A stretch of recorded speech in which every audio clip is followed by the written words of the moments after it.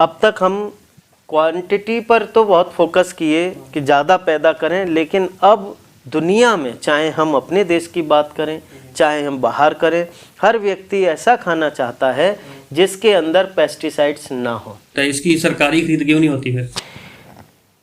सरकारी खरीद क्यों नहीं होती? बिल्कुल सरकारी खरीद होती किसकी है? फर्टिलाइजर्स का, खास तौर से यूरिया का प्रयोग कम कीजिए। यूरिया बढ़ाता है, यूरिया डालोगे आप बढ़ेगी, फिर वो गिर पड़ेगी। यूरिया खींचता है, कमज़ोर करता है, तो बीमारी कीड़े भी आएंगे। ब्लास्ट की जहाँ तक बात आपने कही, 4-5 दिन बदली होगी, ब्लास्ट आएगा। बासमती की तरफ बढ़ते हैं कि अगर इंडिया इसके लिए कहीं स्थान रखता है विश्व में, तो ऑर्गेनिक बासमती का क्या स्कोप है? फार्मर को कैसे इसमें आना चाहिए? इसके मतलब क्या कोई खास करने की जरूरत है, खास अवेयरनेस की जरूरत है, या अपीडा या EDFA क्या काम कर रहा है इसके लिए? देखिए, ऑर्गेनिक समय की मांग है। अब तक हम क्वांटिटी पर तो बहुत फोकस किए कि ज़्यादा पैदा करें, लेकिन अब दुनिया में चाहे हम अपने देश की बात करें चाहे हम बाहर करें, हर व्यक्ति ऐसा खाना चाहता है जिसके अंदर पेस्टिसाइड्स ना हो, और यदि वो सर्टिफाइड ऑर्गेनिक है तो सबसे पहले उसको ज़्यादा पैसा देकर भी लेना चाहता है। तो उसके लिए सिस्टम क्या है? मार्केट की कमी नहीं है, लेकिन हमारे देश में जो सिस्टम है वो ये है कि आपको इसका सर्टिफिकेशन कराना है, और जब इंटरनेशनल मार्केटिंग के लिए कराना है तो जो एपीडा से एक्रीडेटेड जितनी एजेंसीज हैं उन्हीं से होगा, क्योंकि इसमें हमको ट्रेसेबिलिटी चाहिए। जो चावल का पैकेट मैं US में या इजिप्ट में या किसी भी देश में ख़रीद रहा हूँ, मुझे ये पता होना चाहिए ये सरदार प्रीतम सिंह के यहाँ से पैदा हुआ है। उसके ऊपर नंबर होता है, ट्रेसेबिलिटी होती है, उसमें सारा सिस्टम है। इस खेत में पैदा हुआ, फिर इस मिल में प्रोसेस हुआ, फिर यहाँ पैक हुआ और यहाँ बेचा जा रहा है। तो वो जो ट्रेसेबिलिटी चाहिए उसके लिए रजिस्ट्रेशन कराना होता है। कुछ जगह उसमें थोड़ी सी दिक्कत ये आती है कि छोटे छोटे किसान हैं हमारे, किसी का 2 एकड़ है, किसी का 10 किल्ले है, किसी का 5 किल्ले है, तो वहाँ पर रजिस्ट्रेशन उसको कराना, उसको मेंटेन करने में दिक्कत आती है। तो यहाँ पर जो हम अप्रोच चाहते हैं वो ये है कि क्लस्टर बनाए जाएं। किसी एरिया में एक किसान करेगा तो उसको फ़ायदा नहीं होगा, लेकिन उस एरिया के 100-50 किसान इकट्ठे हो जाते हैं या ऑर्गेनिक करने लगते हैं तो वहाँ बड़ा आसान हो जाएगा, मार्केटिंग भी आसान हो जाएगी, आपके खर्चे भी बच जाएंगे, आपका सर्टिफिकेशन इजी हो जाएगा और रेट तो अच्छा मिलेगा, इसमें कोई शक नहीं। तो इस तरह से आप ऑर्गेनिक कर सकते हैं। हमारे यहाँ बहुत सारे किसान कर रहे हैं। जो हमारे एक्सपोर्टर्स हैं वो किसानों से सीधे कांटेक्ट कर रहे हैं, कॉन्ट्रैक्ट फार्मिंग में ऑर्गेनिक खेती कराते हैं, वो एक्सपोर्टर ही उनका सर्टिफिकेशन भी कराते हैं, उनको गाइडेंस भी देते हैं, जो इनपुट्स चाहिए वो भी वो प्रोवाइड कर रहे हैं, और ये सक्सेस स्टोरी है। हमारा देश ऑर्गेनिक में काफ़ी आगे बढ़ रहा है। सर, इसमें एक सवाल पैदा होता है कि ऑर्गेनिक बासमती की कल्टीवेशन नेचुरल क्रॉप प्रैक्टिस से कैसे डिफरेंस है? एक तो मतलब नेचुरल लगा दिया और बस प्रोडक्शन लेना है, 10 क्विंटल आ जाए 5 क्विंटल आए हमारा ही है, लेकिन एक ऑर्गेनिक और केमिकल तो समझा जाता है कि इसमें तो काफ़ी सामान डलता है। ऑर्गेनिक में क्या डले क्या ना डले, फार्मर तो ये समझ लेता है कि जिसमें यूरिया नहीं डाला बस ये ऑर्गेनिक है, लेकिन वो पता नहीं क्या क्या डाल देता है। देखिए, ऑर्गेनिक का मतलब बिल्कुल क्लियर है। कोई भी रासायनिक पदार्थ, चाहे वो फर्टिलाइज़र के रूप में हो चाहे वो पेस्टिसाइड के रूप में हो, जो केमिकल है वो उसमें नहीं डलेगा। उसके लिए हमारे बहुत से फार्मर और बहुत से स्टैंडर्ड मेंटेन करते हैं जो ऑर्गेनिक प्रोड्यूस के ऊपर अमेजोन फ्लिपकार्ट के ऊपर काफ़ी प्रोडक्ट लोगों ने लगा रखे हैं, जो व्यापारी लोग हैं, कि इसमें रेसिड्यू नहीं आना चाहिए, आप जो मर्जी डाल लो। नहीं, ऐसा नहीं है। नहीं, ऐसा नहीं है, ये ऑर्गेनिक नहीं है। ये इसको हम बोलते हैं रेजिड्यू फ्री। एक चीज़ हो गई कि मेरे इसके अंदर जहर के अंश नहीं है, और एक चीज़ हो गई मेरा ये ऑर्गेनिक है। ऑर्गेनिक का मतलब है, मैं आपको बताऊं, ऑर्गेनिक ऐसे नहीं होता कि आपने खेत में बोया और कुछ ऐसा नहीं डाला और वो ऑर्गेनिक हो गया, वो भी ऑर्गेनिक नहीं है। पहले 3 साल तक आपका खेत लगातार ऑर्गेनिक चीज़ें ही यूज होंगी। गोबर की खाद, केंचुए की खाद खाने के रूप में, जो हमारे बायो फर्टिलाइजर्स हैं, जो हमारे बायो पेस्टिसाइड्स हैं, ट्राइकोडर्मा, स्यूडोमोनास, बवेरिया, इस तरह की चीज़ें बहुत सारी हैं। टेक्नोलॉजी हमारे पास है, सारे इनपुट्स हमारे पास हैं, बस विल पावर चाहिए किसानों को। क्योंकि होता क्या है कि एकदम से जब हम ऑर्गेनिक पर आएंगे तो हमारा प्रोडक्शन डाउन हो जाएगा, लेकिन मनोबल भी कम हो जाएगा। हाँ, तो मेरी सलाह यही है कि एकदम से कोई भी चीज़ करने की कोशिश ना कीजिए। पहले आपने इस ज़मीन में इतना यूरिया और इतना ये सब डाला है, तो धीरे धीरे इसको कम कीजिए। एक लेवल पे आने के बाद फिर ऑर्गेनिक को आप बढ़ाएंगे, ऑर्गेनिक हो जाएगा बड़े आसानी से, नुकसान भी नहीं होगा। पहले 3 साल तक इसको हम ऑर्गेनिक नहीं कहते, जो रजिस्ट्रेशन करते हैं।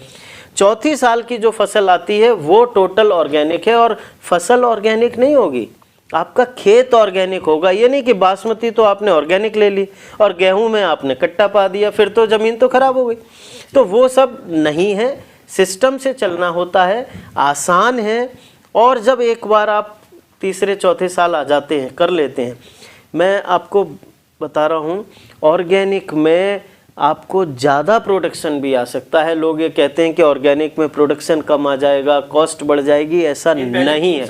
पहले 3 साल का जो सफ़र है वो थोड़ी सी डगर जो है कठिन है, उसको पार किए तो फिर आपको आनंद ही आनंद है। सर करंटली अभी क्या स्टेटस चल रहा है कि जो फार्मर ऑर्गेनिक उगा रहे हैं, पैदा कर रहे हैं, क्या रॉयल्टी मिलती है दूसरे के मुकाबले? ऑर्गेनिक में अलग अलग, देखिए आपने यदि कॉन्ट्रैक्ट कर लिया तो आप समझिए आपको अच्छा खासा पैसा एक्स्ट्रा मिलेगा। हो, जैसे मैं बासमती की बात करूं तो हमारे जो एक्सपोर्टर हैं वो क्या कर रहे हैं, पहले दूसरे साल का भी कॉन्ट्रैक्ट कर लेते हैं। वो कहते हैं पहले साल हम साहब इतने % एक्स्ट्रा देंगे, दूसरे साल इतना, तीसरे साल, जिससे किसान आगे आए, और उसके चौथे साल से फिर उनका अच्छा खासा रेट उनको देते हैं। तो इसमें कोई किसी तरह की दिक्कत नहीं है। जब आपका ऑर्गेनिक हो जाता है तो आपको निश्चित रूप से रेट मिलेगा। लेकिन यदि आप कॉन्ट्रैक्ट में नहीं है और आप बिना सर्टिफिकेट नहीं है और आप ऐसे ही कहते हैं कि ऑर्गेनिक है, भले ही आपने किया है, तो उसके ऊपर विश्वास कैसे आएगा किसी का? इसलिए उसका रेट मिलना मुश्किल है। उसमें तो आप सीधे कंज्यूमर से जोड़िए, सीधे आप कोशिश कीजिए। जैसे लोगों के फैमिली में डॉक्टर हैं, ऐसे आप कई फैमिलीज़ को जोड़िए अपने से कि साहब आप जो चाहते हैं वो हम पैदा करके आपको दे रहे हैं, रेट आप हमारा दीजिए। डॉक्टर्स हैं, इंजीनियर्स हैं, प्रोफेशनल्स हैं, हर शहर में इंडस्ट्रियलिस्ट हैं, सब चाहते हैं अच्छा मिले, उनसे सीधे कॉन्टेक्ट करिए। सर एक मेरा क्वेश्चन पहले वाले टॉपिक में से रह गया कि ये तो आपने बता दिया कि पूरी विश्व में, पूरे संसार में इंडिया 75% एक्सपोर्ट का भागीदार है, लेकिन हमारे देश में अगर हम मान लें कि 1 क्विंटल पैदा होती है तो हम खुद कितनी खा जाते हैं? देखिए इंडिया में भी अच्छी खासी कंजम्पशन है और हमारा देश भी आज दुनिया में एक बहुत बड़ा मार्केट है।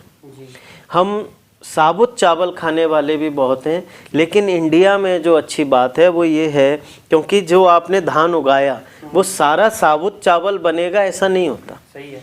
वो आपका आधे से भी कम बासमती में हेड राइस निकलता है।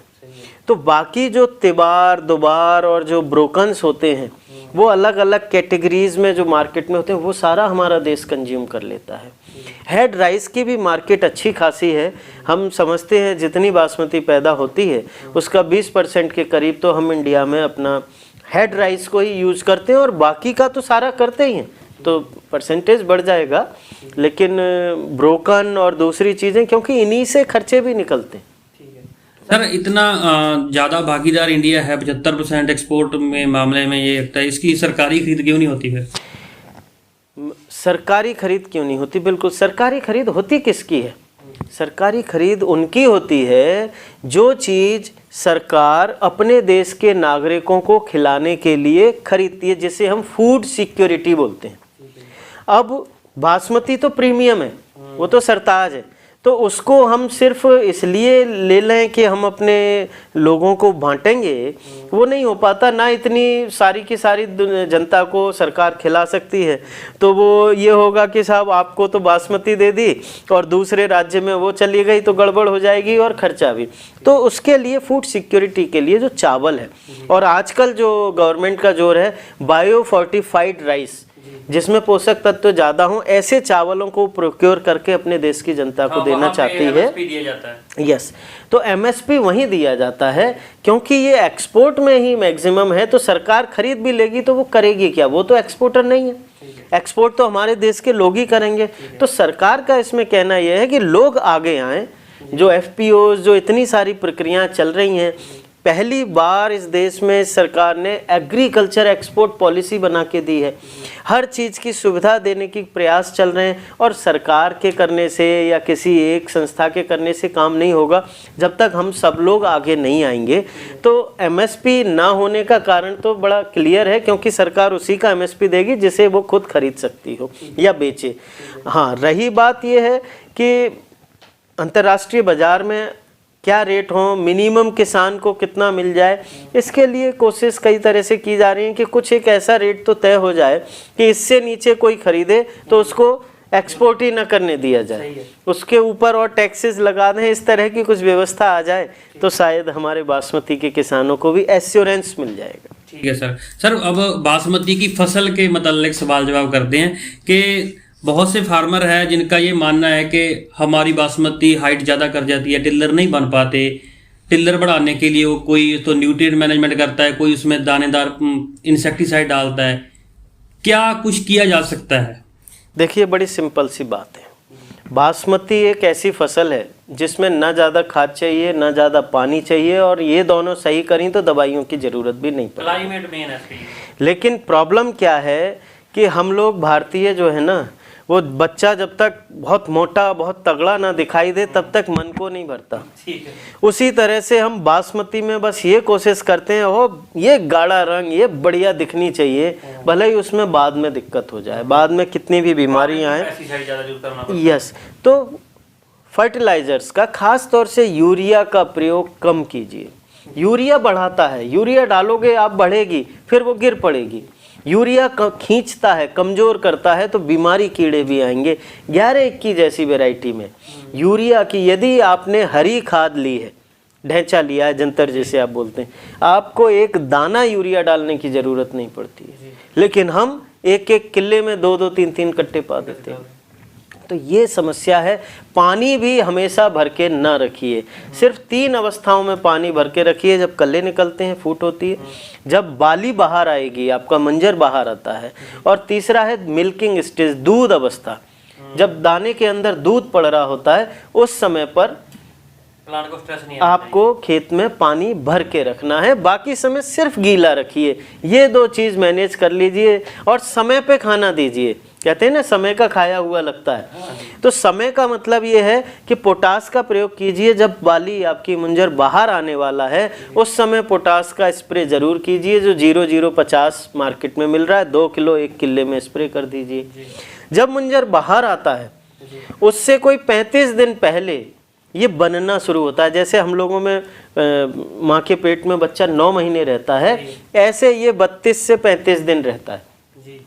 तो जब मंजर बाहर आता है, उससे 35 दिन पहले यदि आप 18-18-18 या 19-19-19 एक NPK एक स्प्रे करेंगे तो आपकी मुंजर की लंबाई बढ़ जाएगी, दाने की संख्या बढ़ जाएगी, पोटास से दाने में भराव आएगा, दाना अच्छा बनेगा तो चावल अच्छा बनेगा। तो ये छोटी छोटी बातों का ध्यान रखेंगे तो दिक्कत नहीं आएगी। ठीक है सर, इसमें काफ़ी फार्मर है जो डरते हैं 3 रोगों से ज़्यादा, ब्लास्ट रोग से, नेक ब्लास्ट से, जहाँ इसमें सीड फ्लाइट तो कोई ज़्यादा नहीं आता, लेकिन इसमें बेकाने डिसीज आती है।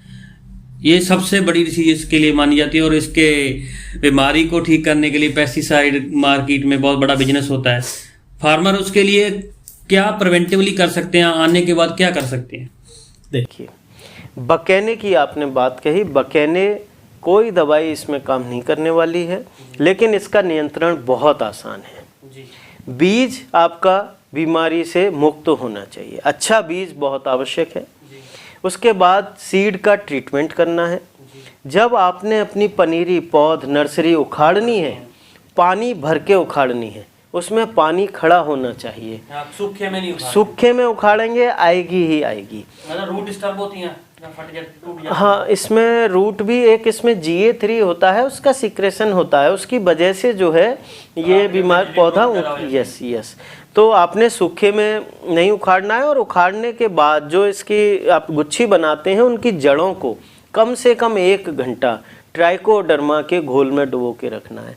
ये 3 काम आपने किए हैं, 95% तक आपके यहाँ बकेने नहीं आएगा। लेकिन यदि आपने समय से पहले लगा दिया, बासमती का मतलब है आप 1 जुलाई के बाद लगाइए, और फार्मर यहाँ जून में लगा देते हैं, आएगी बकेने, आप कुछ भी करते रहिए नहीं रोक पाएंगे। अब जब आ गई है, दवाइयाँ ना करें, आप कर सकते हैं तो स्यूडोमोनास का स्प्रे करें। जड़ समेत जो पौधे नज़र आते हैं उनको खेत से बाहर निकाल दीजिए, काटने नहीं है, जड़ समेत बाहर निकाल के जला दीजिए, दबा दीजिए। ये तो बकेने का है। ब्लास्ट की जहाँ तक बात आपने कही, 4-5 दिन बदली होगी, ब्लास्ट आएगा।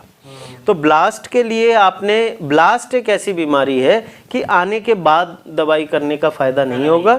उसके लिए जैसे बच्चों में पहले टीके लगते हैं, ऐसे ही उसके लिए टीका लगाना ज़रूरी है।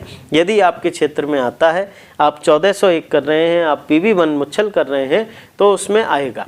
तो उसके लिए आप बाली निकलना शुरू होने से पहले, जैसे ही निकलना शुरू होने, हाँ, बस उसी समय पर आप एक स्प्रे प्रिवेंटिव कर दीजिए, उसी से आपका काम बढ़िया हो जाएगा। ठीक है सर। सर आपने सामान निकाला, इतनी बढ़िया जानकारी इंटरनेशनल एक्सपोर्टर के बारे में, ऑर्गेनिक बासमती के बारे में और क्रॉप प्रैक्टिस के बारे में किसानों को जागरूक किया। सर आप अंत में फार्मर को क्या कोई गाइडेंस, कोई विनती कुछ करना चाहेंगे? मैं अपने सभी बासमती के किसान भाइयों को पहले तो बधाई दूंगा जो लगातार इतनी अच्छी बासमती पैदा कर रहे हैं। साथ ही एक निवेदन करूंगा कि कृपया पेस्टिसाइड्स का प्रयोग आवश्यक होने पे ही कीजिए, वैज्ञानिक की सलाह के से कीजिए। इसके लिए हमने BEDF की भी एक हेल्पलाइन बनाई है, जो व्हाट्सएप हेल्पलाइन है, जिसके ऊपर आप अपने खेत की फ़ोटो खींच के भेज सकते हैं। उसका नंबर है 86 306 41 798। इस नंबर पर आप पूछ सकते हैं, लेकिन दुकानदार के हिसाब से नहीं, आवश्यकता अनुसार कीजिए। डरने की ज़रूरत नहीं है बीमारी और कीड़ों से, इनको हम आसानी से नियंत्रित कर सकते हैं। धन्यवाद। किसान भरावो सारा का बहुत बहुत धन्यवाद। वीडियो देखने के लिए लाइक करो, सबसक्राइब करो, शेयर करो, आपदे नाल, आपदे यार दोस्तां दे नाल, आपदे गवांढियां दे नाल जरूर साझा करो, क्योंकि जानकारी तुहाडे लई सी ते जिहड़े तुहाडे वर्गे होर लोक आ उन्हां तक भी पहुंचनी ज़्यादा जरूरी है। ते धन्यवाद जी, बहुत बहुत धन्यवाद। Thank you sir.